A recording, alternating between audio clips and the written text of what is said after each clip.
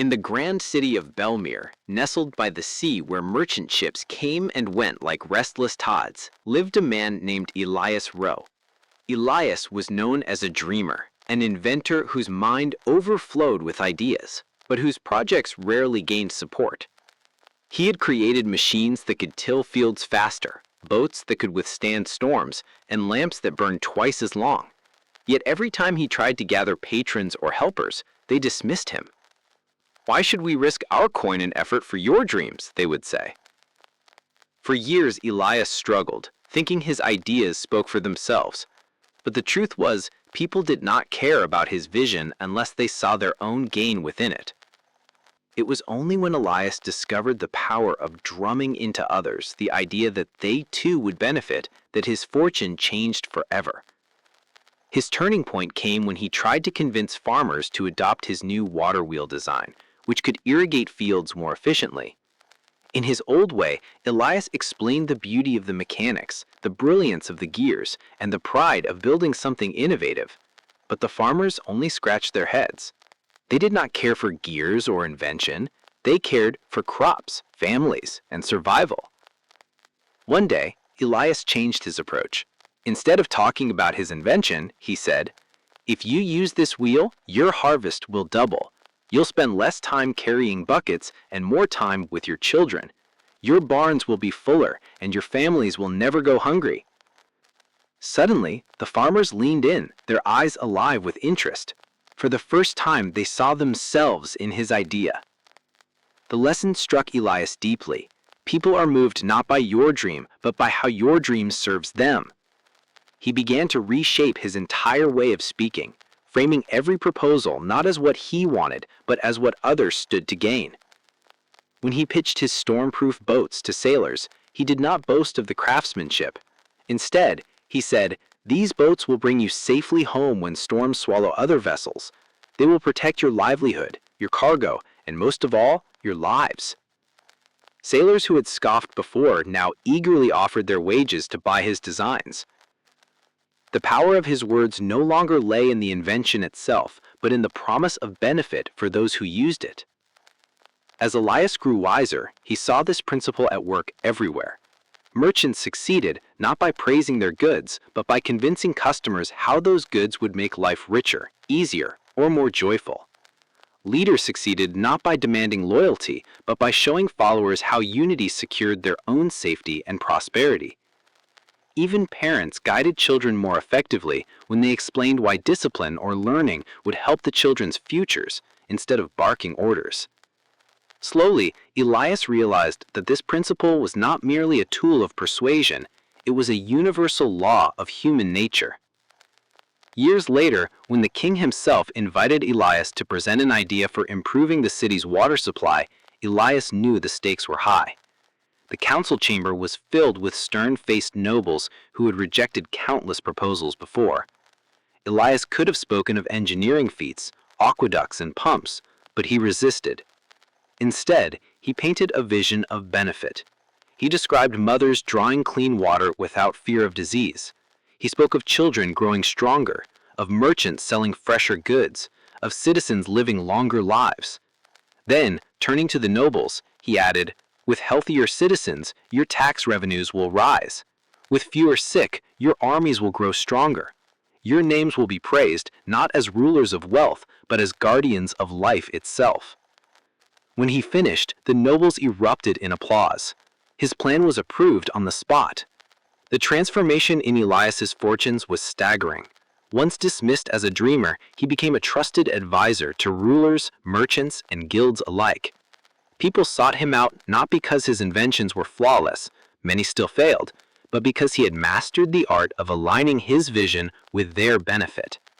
He gave people reasons to believe that what helped him would also help them. And once that bridge of mutual benefit was built, resistance melted into cooperation. But Elias was not content with personal success. He saw how this principle could heal divisions in society. In Belmere, two rival guilds, the carpenters and the stonemasons, had been at war for decades, refusing to work together on construction projects. Elias was asked to mediate. Instead of lecturing them on unity, he appealed to their self-interest. To the carpenters, he said, if you work with the masons, your wooden beams will stand on stronger stone foundations, lasting longer and proving your skill.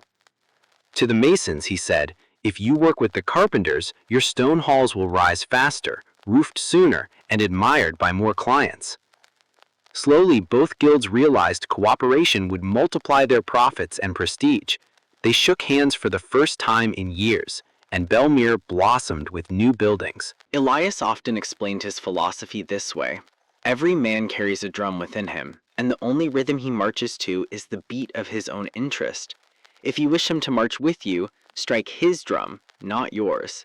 He warned against manipulation, for people could smell selfish deceit. The key was to genuinely find and emphasize the real benefits that others stood to gain. When done sincerely, this was not trickery, but partnership, showing that what you sought was not at their expense, but to their advantage. One powerful example came when Elias negotiated with foreign traders to bring silk into Belmere. The traders demanded high tariffs, which threatened to ruin the deal. Instead of arguing, Elias said, if you lower your tariffs, more of our people will afford silk. Your sales will skyrocket, and your caravans will grow wealthy beyond measure. Intrigued, the traders agreed to test his suggestion. Within a year, their profits doubled. From then on, they trusted Elias deeply, knowing he always sought win-win solutions. In his personal life, Elias used this principle to mend relationships. His wife, Clara, once grew weary of his endless experiments, feeling neglected. Instead of pleading with her to understand, Elias reframed his words. If I succeed in this invention, it will give us stability, freedom, and time together without constant worry of money. Clara, realizing the benefit for both, became his strongest supporter. Likewise, with his children, he did not demand chores, but said the sooner you finish your tasks, the more time we'll have for games and stories. Suddenly, the children rushed to complete their work, eager for the shared reward. The ripple effects of Elias's wisdom spread far. His students, eager to emulate him, carried this principle into trade, politics, teaching, and even medicine. One physician learned to convince patients to follow treatment, not by saying, take this medicine because I say so, but by explaining, if you take this medicine, you will regain your strength and return to your fields to provide for your family. Compliance improved dramatically. In every corner of life, the principle held true. People act most decisively when they see clear personal benefit. Over time, Elias realized this principle was not only about persuasion, it was about empathy. To seek another's benefit required one to step outside the self and into the shoes of others. It was not enough to know your own desire, you had to study, listen, and understand what others valued most. In doing so, Elias grew not only as a communicator, but as a man of compassion. His success rested not on clever words, but on genuine alignment with the hopes and needs of those around him. In his later years, Elias taught that society itself could flourish only when leaders embraced this principle. When rulers act solely for their own gain, he warned, they sow rebellion, but when they show their people the benefits of their policies, they sow loyalty. When merchants seek only profit, they earn resentment, but when they share benefit with their customers, they earn devotion. Thus he declared that the greatness of any community lay in its ability to tie individual benefit to collective prosperity. At his final public speech, Elias addressed a vast crowd in the city square. He said, remember this truth. Every heart beats to its own rhythm, and every man seeks his own good. If you wish to move men, do not strike your own drum louder, strike theirs. Show them how your path is their path, how your success is their success, and they will walk beside you with joy, not resistance. For in the harmony of shared benefit lies the secret to lasting unity. The crowd, moved to their core, erupted in cheers that echoed through the streets. When Elias died, the city mourned not only an inventor, but a teacher of timeless wisdom. His inventions aged and rusted, but his principle lived on, shaping merchants, rulers, families, and generations to come. And so his legacy endures as a living testament to Dale Carnegie's teaching. Drum into others the idea that they will benefit too. It is not selfishness, but the highest form of service. For when others see that helping you helps them, the world becomes not a battlefield of competing interests, but a partnership of shared victories.